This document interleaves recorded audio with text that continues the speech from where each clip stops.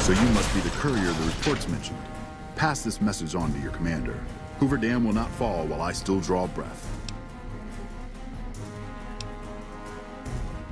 Fool. We've fortified this place to hold out indefinitely against an army. What chance do you think you have?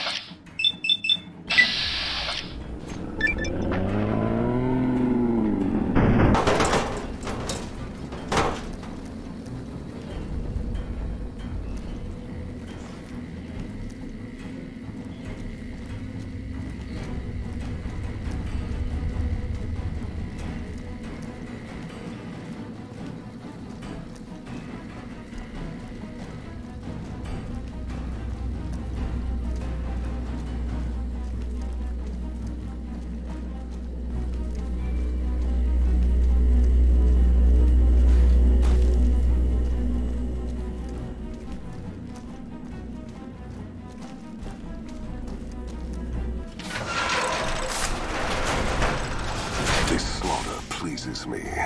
No act is more sacred than consecrating a site in the blood of one's enemies. The rest of the dam is fully under our control.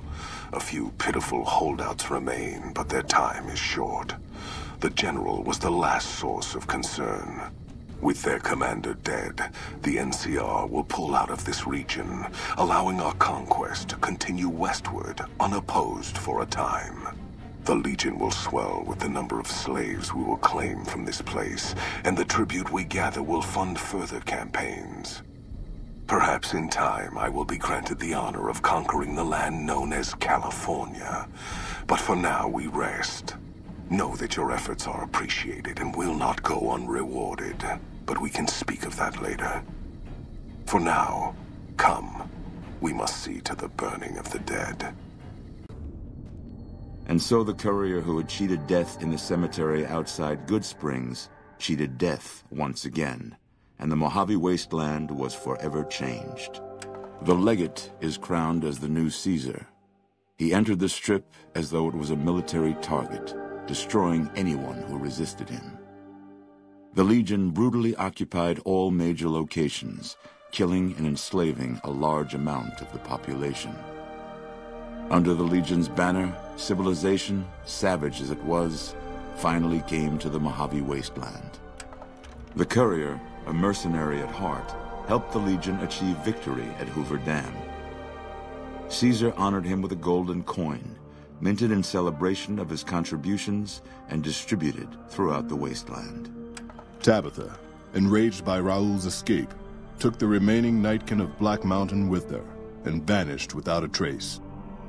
Travelers in the region soon learned to avoid the roads at night, as caravans were repeatedly attacked by unseen assailants. Convinced that his time as a gunslinger was past, Raoul made peace with the idea of growing old. After traveling with the courier for a time, he retired and settled down in Outer Vegas, where he would spend his days fixing ancient machinery. Cautious after the Boomers' display of power at Hoover Dam, Caesar chose to leave the Boomers alone. The Boomers remained isolated, but have been seen flying over the Mojave Desert from time to time. During the fight for Hoover Dam, the Brotherhood took Helios 1, inflicting heavy damage on retreating NCR forces. But it was a Pyrrhic victory. Once the Strip was secured, Caesar's forces overwhelmed and eventually routed the Brotherhood from Helios 1 and Hidden Valley. Though she'd seen the writing on the wall, the destruction of the Mojave Brotherhood came far more suddenly than Veronica had expected. The news devastated her. Despite her best efforts to leave her past behind, she found herself compelled to make one final journey to Hidden Valley. There, she paid her last respects to the only family she had ever known. The Fiends attacked Camp McCarran during the Second Battle of Hoover Dam and suffered heavy losses. Caesar, unimpressed with their performance and their dependence on chems, had them exterminated. After the Legion's victory, the new Caesar learned the followers had defamed the original Caesar's noble origins. The followers of the Apocalypse were hunted down and exterminated, and Old Mormon Fort was turned into a pile of rubble. Though Arcade was crushed by the Legion's victory at Hoover Dam, he was not among NCR's casualties. During the NCR's retreat from the Mojave Wasteland, he helped defend NCR citizens and refugees on their way to Mojave Outpost. Unfortunately, NCR Rangers identified his father's armor as Enclave property.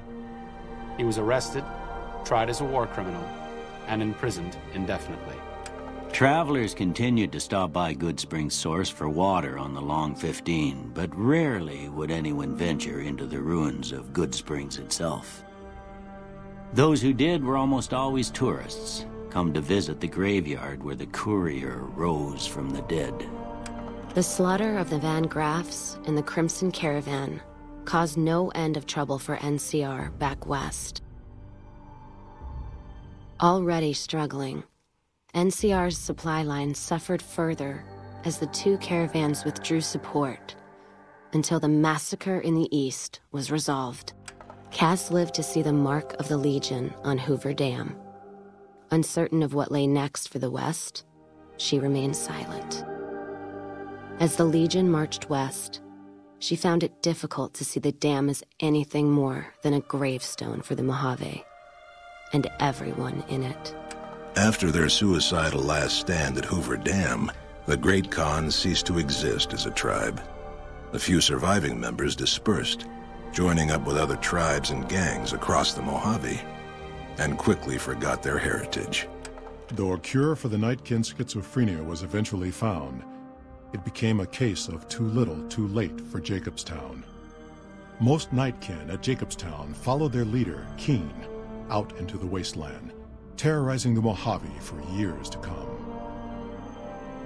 Jacobstown, constantly on guard for anti-mutant reprisals, never truly prospered.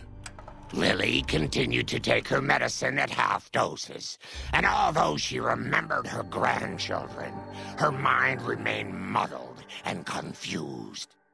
Eventually, she parted ways with the courier and traveled west, seeking the remnants of her past. After their victory at Hoover Dam, Legion troops rolled through Freeside. The Kings tried to fight back, but most were killed, and the rest fled into the wasteland. With the transplant of Lupa's brain, Rex gained all of the donor's experiences traveling with the Legion. These melded well with his own memories of the Legion, and his new mind quickly adjusted to the myriad memories. The Misfits' laziness caught up with them when the Legion attacked Camp Golf.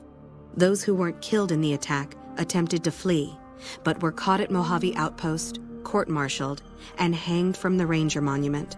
Though Novak was a low-priority target for the Legion, many of Novak's citizens died in its defense.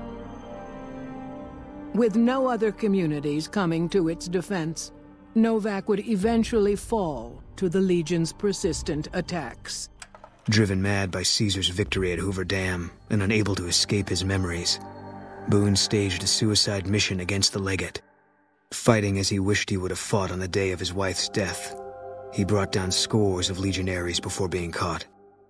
Before his crucifixion, he was brought before the Legate, who expressed his admiration for Boone's reckless abandon. Boone spat tobacco in his eye, for all of Caesar's armies to see. Most powder gangers at the correctional facility fled into the wasteland rather than face the advancing forces of the Legion. Those brave or foolish to remain were killed or crucified by the merciless legionaries. After the majority of the Vault 19 powder gangers joined the Great Khans, the weaker members scattered throughout the Mojave wasteland. Though a few managed to erase their past, most never survived the journey.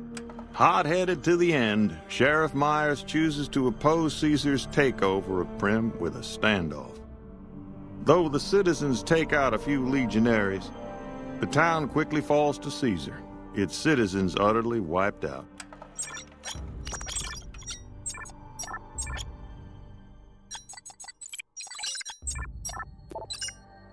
Due to the courier's intervention, Chief Hanlon abandoned his plan to sabotage the defense of Hoover Dam.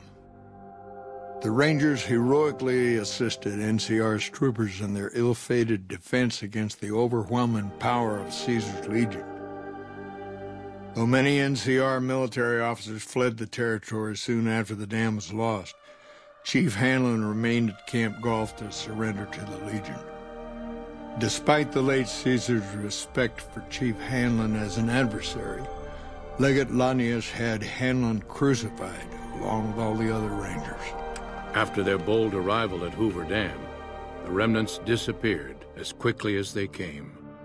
Legends of their power spread throughout the Southwest, a reminder of why people once feared the sight of vertibirds in the sky. And so the courier's road came to an end, for now. In the new world of the Mojave Wasteland, fighting continued, blood was spilled, and many lived and died just as they had in the old world. Because war never changes.